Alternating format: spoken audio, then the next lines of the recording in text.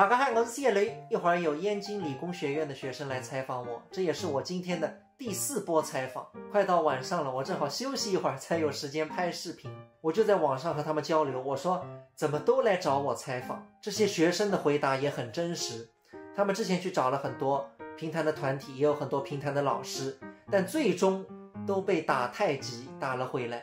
就人家没有明确的拒绝你，但是消息呢沟通也非常缓慢，进展很慢。那有些他们等不了了，就只能来采访我。那我就跟他们说，你们放心好了，人家不接的活我通通包了，不收你们任何费用，肖像权随便你们用。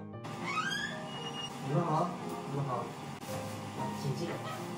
穿个鞋套就可以。学传媒的小妹妹，肯定比我小，这是学金融的。那给你们录一段那个岳飞拜师吧。天下名士追动，迎接天下光水门头。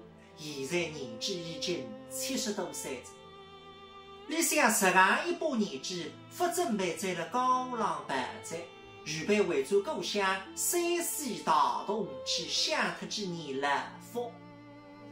辣辣惠州去之前，到河北省南黄县去看一个老朋友，姓3画一字王，对名一个受名的名字叫王明。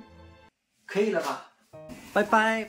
来意匆匆，去意匆匆。朋友们，采访结束了，我真的很开心啊！看着他们微笑着进来，满载而归的回去，帮他们完成了毕业作品、毕业拍摄，心里真的很开心。我这个人很简单，只要我认为正确的事情，我就会坚持的做下去。我也由衷的希望评弹艺术能够越来越好。还有个朋友们，这张视频就带给大家，再会。